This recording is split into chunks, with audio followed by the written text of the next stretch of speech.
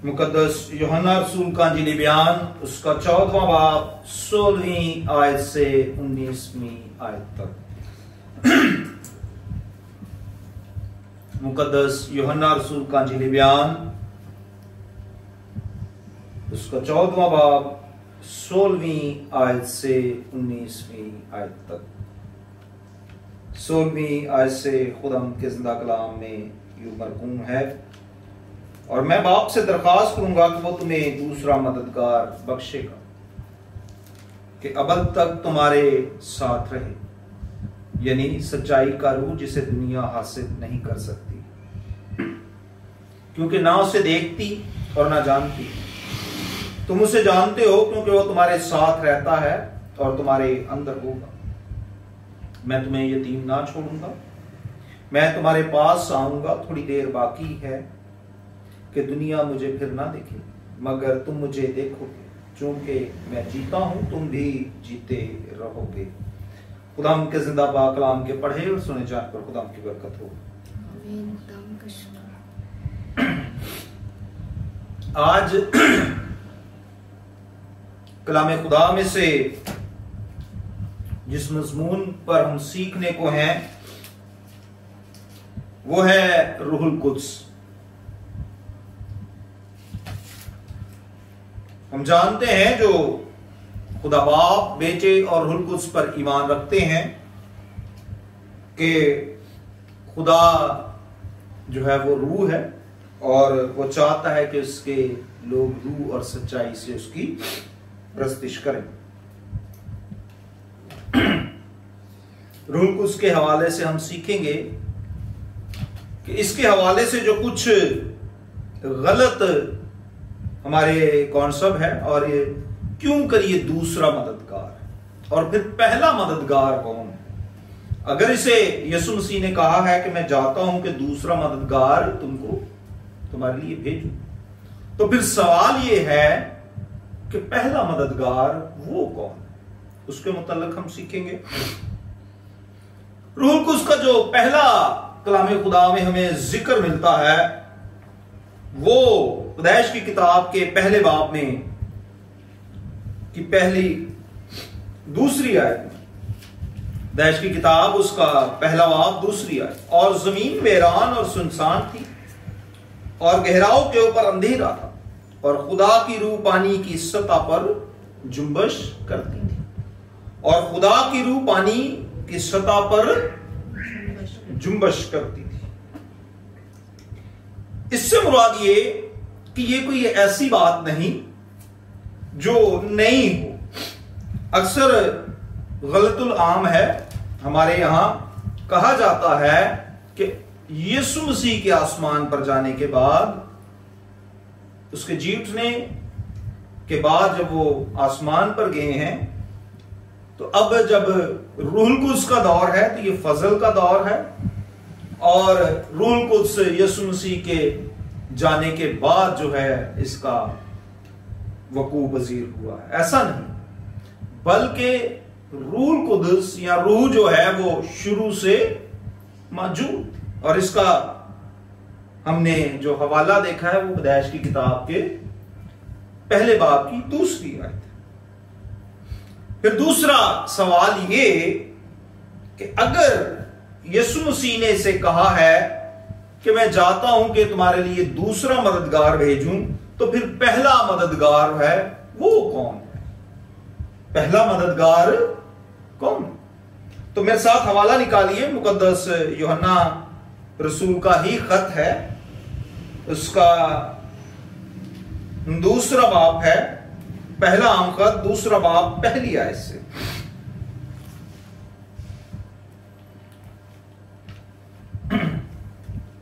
पहली और दूसरी आयत तिलावत करूंगा। ऐ मेरे बच्चों, ये बातें मैं तुम्हें इसलिए लिखता हूं कि तुम गुनाह ना करो, और अगर कोई गुनाह करे तो बाप के पास हमारा एक मददगार मौजूद है, यानी यीशु मसीह रास्तबाज, और वही हमारे गुनाहों का कफारा है, और ना सिर्फ हमारे ही गुनाहों का बल्कि तुम्हारे तमाम दुनिया के गुनाहों का भी।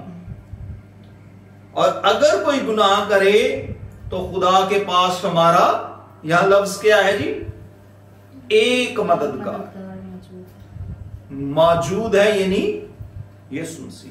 पहला मददगार कौन फिर हुआ हमारा?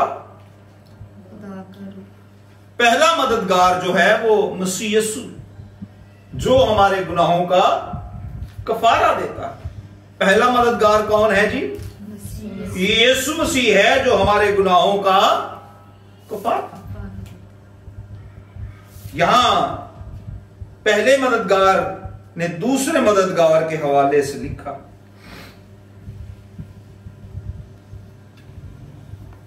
अब दो मददगार हमें नजर आते हैं कलाम खुदा में। पहला है मसीह यीशु और दूसरा रूहुल कुद्स। रूहुल कुद्स बेशक कलीसिया में जब इसका नुज़ूल हुआ है तो वो ईद पेंतिकोस्त के रोज तमाम रुए जमीन पर इसको लोगों ने देखा है। और अब रूहुल कुद्स जो है वो कहां रहता है, कैसे रहता है और कैसे काम करता है।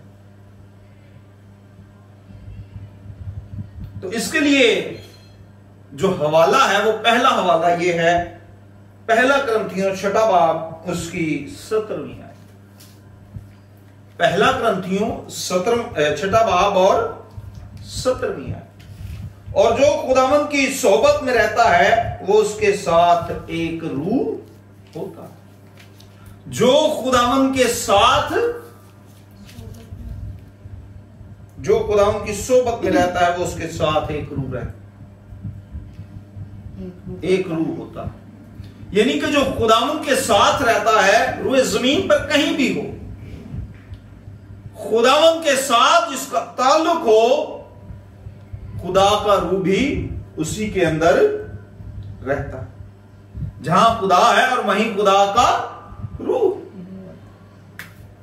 और इसके लिए जो सबसे खूबसूरत हवाला है, पौलुस रसूल जिस बात को बड़ी खूबसूरती से बयान करते हैं कि रूहुल कुद्स दर हकीकत रहता कहां है, तो वो है, मेरे साथ हवाला देखिए, पहला कुरिन्थियों 3 बाब 16वीं आयत।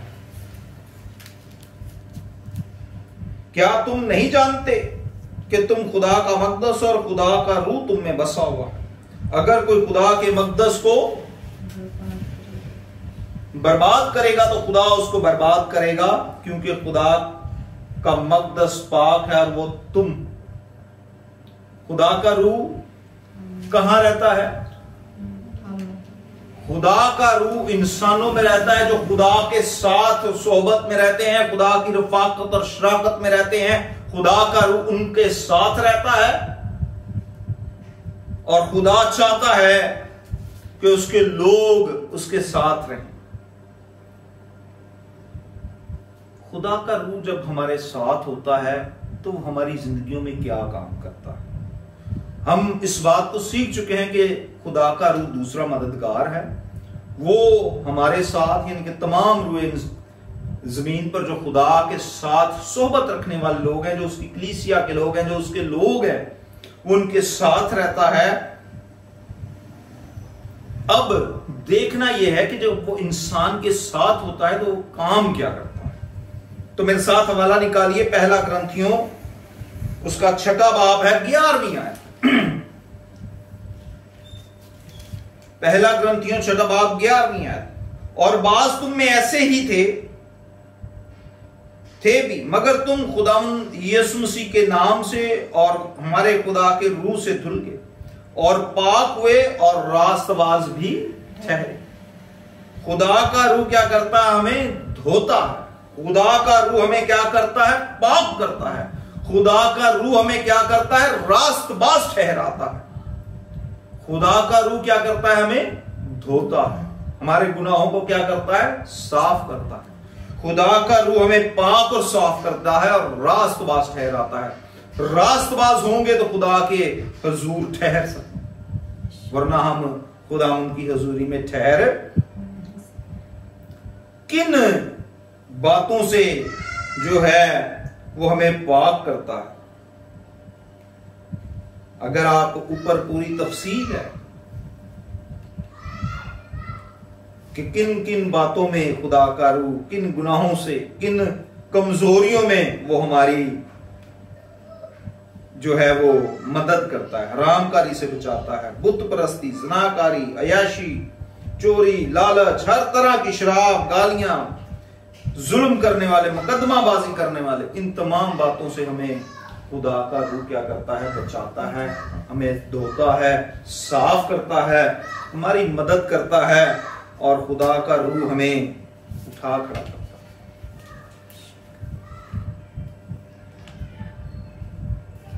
खुदा का रूह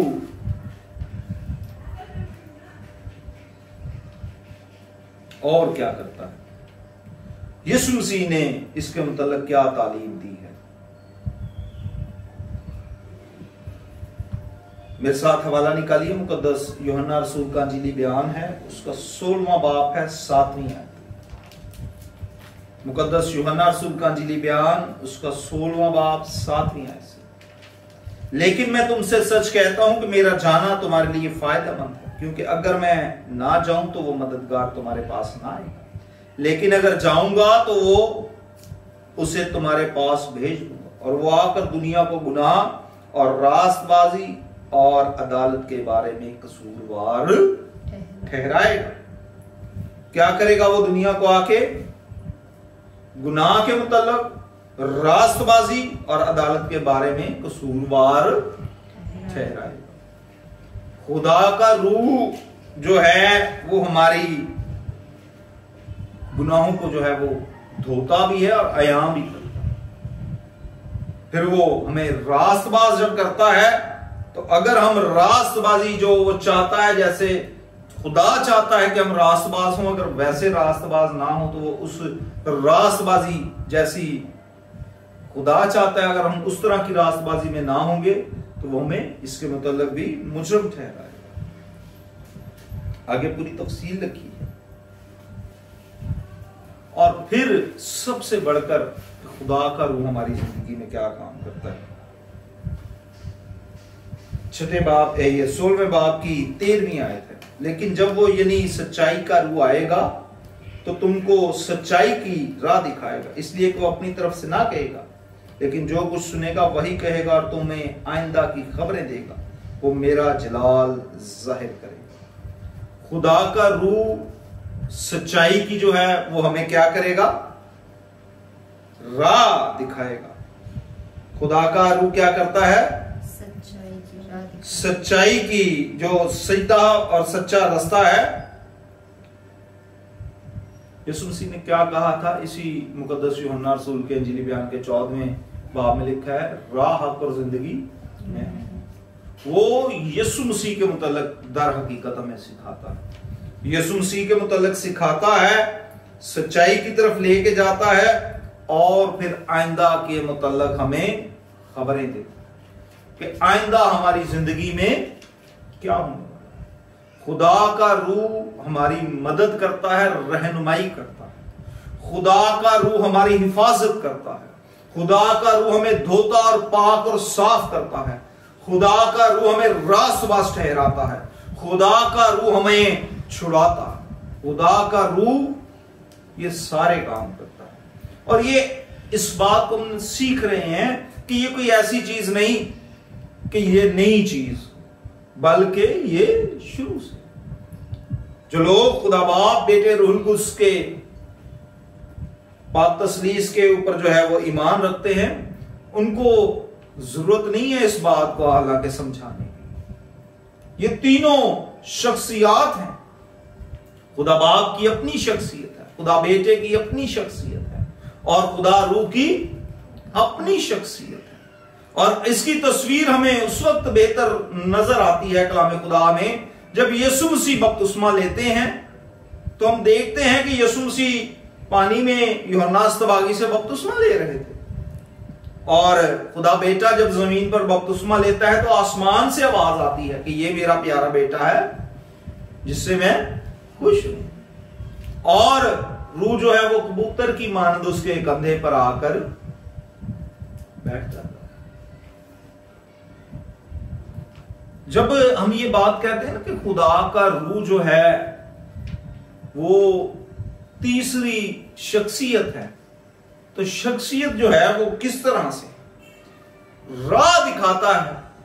कोई शख्सियत हमें दिखा सकती है, कोई शख्सियत हमें दिखा सकती है, रहनुमाई करता है, हमें धोता और पाक और साफ करता है।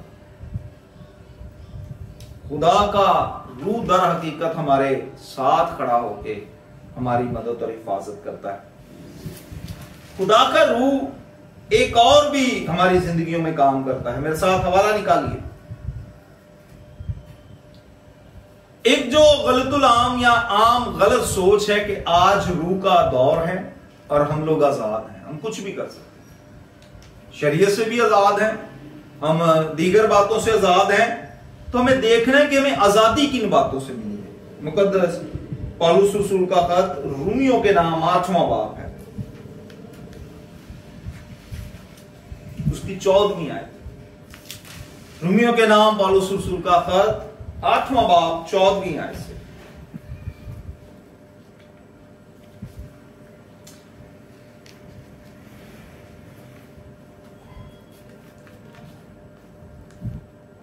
इसलिए कि जितने खुदा के रूह की हदायत से चलते हैं वही खुदा के बेटे हैं, क्योंकि तुमको गुलामी की रूह नहीं मिली जिससे फिर डर पैदा हो, बल्कि लेपालक होने की रूह मिली है, जिससे हम अब्बा यानी अहबाब कहकर पुकारते हैं।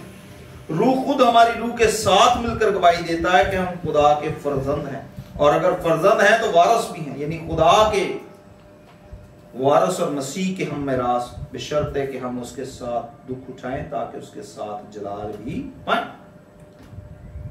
किस चीज में खुदा ने हमें आजाद किया है?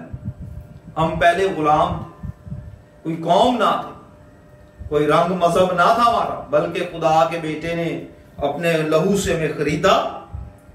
और लिखा है इसलिए कि जितने खुदा के रूह की हिदायत से चलते हैं, जब उसके बेटे यीशु के कफारे पर ईमान ले आते हैं, जी उठने पर ईमान ले आते हैं, उसके रूह से की हदायत और रहनुमाई में चलते हैं, वही खुदा के बेटे हैं। क्योंकि तुमको गुलामी की रूह नहीं बल्कि नहीं मिली जिससे फिर डर पैदा हो, बल्कि लेपालक होने की रूह मिली। यहां जो आजादी की बात है ना, वो ये है कि अब हम आजादी के साथ खुदा के साथ रिश्ते में मुंसलिक हो गए। पहले हम दावा नहीं कर सकते थे कि खुदा के साथ हमारा कोई रिश्ता है। पहले एक माबूद और एक आबिद का रिश्ता, अब जो है बाप और बेटे का रिश्ता हो गया। इस बात में हमें आजादी मिल गई है। किस बात में आजादी मिली है? कि हम अब आजादी के साथ खुदा को अपना बाप कह सकते हैं। इस बात में आजादी मिली है। इस बात में नहीं आजादी मिली कि जो चाहे हमारा दिल वो करें, बल्कि अब हम आजादी के साथ खुदा को अपना बाप कहते हैं, और रूह खुद हमारी रूह के साथ मिलकर इस बात की गवाही देता है। यीशु मसीह ने एक दफा शागिर्दों से कहा, तो जो पतरस ने जवाब दिया, उसने कहा ये तेरे तुझसे नहीं बल्कि खून और गोश्त से ये बात नहीं हो सकती कि तू खुदा का बेटा, बल्कि ये खुदा के रूह ने जो है वो तुझसे कहलवाया है। एक और आखिरी बात हम सीखेंगे और इस मजमून को अगले हफ्ते भी हम जारी रखेंगे। रूमियों के नाम पौलुस रसूल का खत है, 8वां बाब है, उसकी 26वीं आयत तलावत करूंगा कि खुदा का रूह और हमारी जिंदगी में क्या काम करता है। रूमियों के नाम ही पौलुस रसूल का खत है, 8वां बाब है और 26वीं आयत से।